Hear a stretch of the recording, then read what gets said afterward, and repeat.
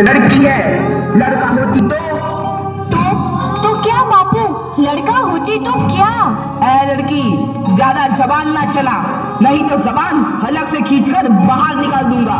बापू, मैं पढ़ लिख कर कुछ बनना चाहती हूँ, मेरी पढ़ाई ना रोको बापू। आनंदी, तुझे पढ़ना है तो पढ़, लेकिन सारी उम्र बाप की छाती पर यूं बोझ बनकर ना बैठ। पर बापू, अभी तो मेरी उम्र पढ़ाई लिखाई की है, मुझे पढ़ लिख कर डॉक्टर बनना है। पढ़ाई पढ़ाई पढ़ाई, आज तो तेरी इन किताबों का काम तमाम करके ही छोड़ूंगा। ये ले। नहीं बापू, मत फाड़ो बापू। मत छोड़ी। नहीं बापू, नहीं। बापू, ये तुमने क्या किया? तुमने मेरी इन किताबों को ही नहीं फाड़ा बापू, मेरी किस्मत फाड़ दी, मेरी किस्मत। ये कॉपी किताबें ना सिर्फ छोरों के हाथ में अच्छी लगती है, लड़कियों के हाथ में तो सिर्फ मेहंदी अच्छी लगती है, मेहंदी। पर बापू, मैं लड़की हूँ तो क्या हुआ? लड़का और लड़की तो हमारी दोनों आंखों के समान होते हैं। चुप कर आनंदी, और यह एहसान मान कि अब तक जिंदा है तू। कहीं बचपन में गला दबाकर मार दिया होता तो यह तेरी बकबक नहीं सुननी पड़ती आज। पर बापू, मुझे चूल्हा जलाना अच्छा ना लगे है। देख छोरी, जितना जल्दी हो तू चूल्हा जलाना सीख ले, उतना ही अच्छा है तेरे लिए। और हाँ, तेरा ब्याह तो होगा, वो भी कल के कल। अबला जीवन है तुम्हारी यह कहानी, आंचल में है दूध और आंखों में है पानी। मुझे माफ कर दे बेटी, तेरे बापू के जिद के आगे मेरी एक न चलेगी। माफ कर दे बेटी, मुझे माफ कर दे। इस प्रकार मात्र 9 वर्ष की छोटी उम्र में आनंदी का विवाह गोपाल राव जोशी से हो गया। बाल विवाह एक सामाजिक कुरीति है और इस कुप्रथा का शिकार होना पड़ा आनंदी को। 5 वर्ष बाद आनंदी 14 साल की हो गई है। उसके घर एक शिशु ने जन्म लिया है।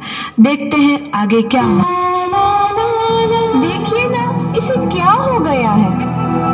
इसका माथा तो अंगार की तरह तप रहा है, इससे तो बहुत तेज बुखार है। आप बिना कुछ भी बोलते हैं, दीजिए मुझे। माधव, जल्दी से वैद्य जी को बुला के लाओ। जी, अभी बुला के लाता हूँ। ये तुम क्या कर रही हो आनंदी? भगवान की विभूति लगा रही हूँ। बस करो आनंदी, ये सब अंधविश्वास है। अरे आप यकीन तो कीजिए, भगवान की कृपा से इसका माथा ठंडा हो रहा है और बुखार भी उतर गया है ना बाबू? देखिए, दीजिए मुझे। उठो बाबू, आंखें खोलो, तुम्हें तुम्हारी माँ बुला रही है। आंखें खोलो, देखिए ना इसे क्या हो गया है, आंखें भी नहीं खोल रहा। आंखें खोलो बेटा, आप चुप क्यों है? आंखें खोलो बेटा, आंखें खोलो। आनंदी, हमारा बेटा कभी आंखें नहीं खोलेगा। नहीं, ऐसा नहीं हो सकता।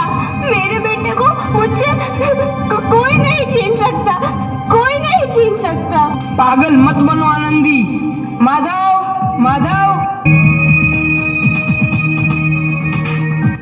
आनंदी, बंद करो ये पागलपन। भगवान ने मेरा बच्चा छीन लिया। भगवान ने नहीं, तुम्हारी अशिक्षा और अंधविश्वास ने तुम्हारा बच्चा छीना है। अगर तुम पढ़ी लिखी होती तो आज हमारा शिशु जीवित होता। तुम अनपढ़ थी आनंदी, अनपढ़। नहीं, अब मैं अनपढ़ नहीं रहूंगी मैं अनपढ़। मैं पढ़ूंगी ताकि कल किसी और आनंदी को इलाज के अभाव में अपना बच्चा ना खोना पड़े। शाबाश आनंदी, और यही तुम्हारे अपराध के लिए प्रायश्चित भी है।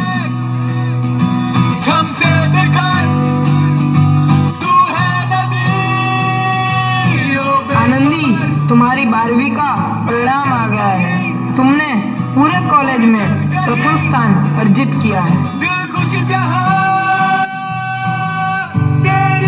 आनंदी, तुम्हारी मेहनत रंग लाई है, तुम्हें शिक्षा वृत्ति मिली है।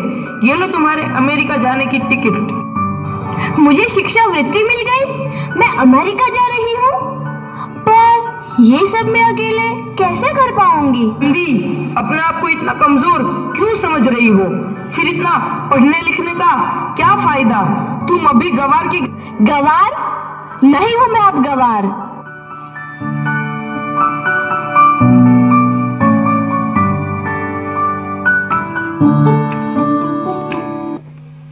तो इस प्रकार 7 अप्रैल 1883 को आनंदी अमेरिका के पेंसिल्वेनिया के लिए रवाना हुई और 3 साल बाद उन्होंने डॉक्टर ऑफ मेडिसिन की उपाधि प्राप्त कर ली।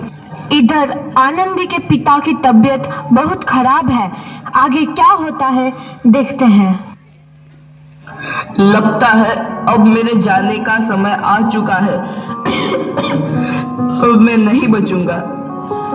ऐसा मत बोलो। शहर के सिटी हॉस्पिटल में अमेरिका से डिग्री लेकर कोई बड़ा डॉक्टर आया है। एक बार वहां चलकर दिखा लेते हैं। हाँ, सही बोला भैया। कम से कम दिल को तसल्ली तो मिल जाएगी। हाँ हाँ, चलो चलो जल्दी हॉस्पिटल चलते हैं।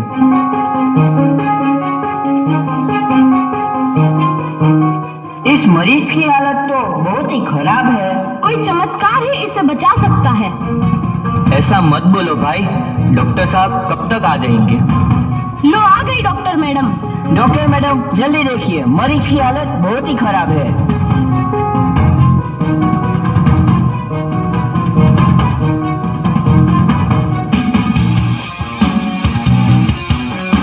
अब आप बिल्कुल ठीक हैं। मौत के मुंह से आपको बचाया है डॉक्टर मैडम ने। डॉक्टर साहब ने मुझे बचा लिया। मुझे मिलना है डॉक्टर साहब से। डॉक्टर साहब नहीं, डॉक्टर मैडम बोलो। डॉक्टर मैडम, उन्होंने ही तुम्हें जीवन दान दिया है। लो आ गई डॉक्टर मैडम, मिल लो उनसे। डॉक्टर मैडम, आपका बहुत बहुत धन्यवाद। आपने मेरी जान बचाई। इसके बदले में मैं गरीब भला आपको क्या दे सकता हूँ? वचन चाहिए मुझे कि कभी ये नहीं कहोगे कि लड़कियां कुछ नहीं कर सकती। वचन? ये कैसा वचन? अरे श्यामलाल, तुमने पहचाना नहीं? तुम्हारी बेटी आनंदी। आनंदी? मेरी बेटी आनंदी? डॉक्टर? हाँ बापू, वही आनंदी जिसके लिए बचपन में तूने चूल्हा और दुल्हा के अलावा कुछ नहीं सोचा था। आनंदी, आनंदी मेरी बेटी, मुझे माफ कर दे। मैं तेरा गुनहगार हूँ बेटी। नहीं नहीं बापू, वही आनंदी जिसके हाथ पीले करके तुम उसकी सारी जिंदगी काला कर देना चाहते थे। माफ कर दे मुझे मेरी बच्ची, माफ कर दे। मैं तेरा अपराधी हूँ मेरी बच्ची, माफ कर दे। नहीं बापू, मैंने तो तेरा एहसान चुकाया है। याद है ना अपना एहसान जो बचपन में तुमने मुझ पर किया था? ताने सुना सुना कर जीते जी मार डाला था मुझको। अब बोल, और किस किस को मारेगा? आनंदी बेटी, मुझे माफ कर दे मेरी बच्ची। मैं तेरा गुनहगार हूँ। बापू, आपने ही तो बोला था किताबें सिर्फ बेटों के हाथ में अच्छी लगती है, बेटियों के हाथ में तो सिर्फ मेहंदी। बेटों और बेटियों में फर्क करना तो आंखों में फर्क करने समान है।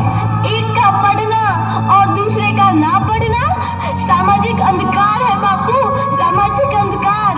उपकार मांगता हूँ मैं तुझ जैसी बेटी का, जिसने सारी उम्र मुझसे कुछ ना मांगा तो सिर्फ बराबरी का दर्जा। वरना सच तो यह है कि मैं तेरी माफी के लायक भी ना हूँ। उसके मैं लायक भी ना हूँ मेरी बेटी, लायक भी। अपने बापू को क्या माफ नहीं करोगी आनंदी? माफ कर दो आनंदी, माफ कर दो। सुबह का भूला यदि शाम को घर लौट आए तो उसे भूला नहीं कहते। बापू। तो इस प्रकार आनंदीबाई जोशी ने अपनी मेहनत और अटूट इरादे से न केवल भारत की पहली महिला डॉक्टर बनी, बल्कि आगे चल के उन लड़कियों के लिए सुनहरा रास्ता दिखा गई जो जीवन में कुछ कहना चाहते थे।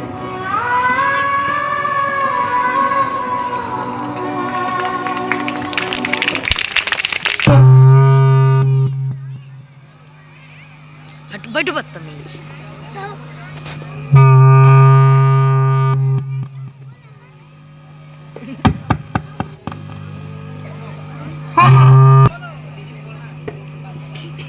इस नाटक के माध्यम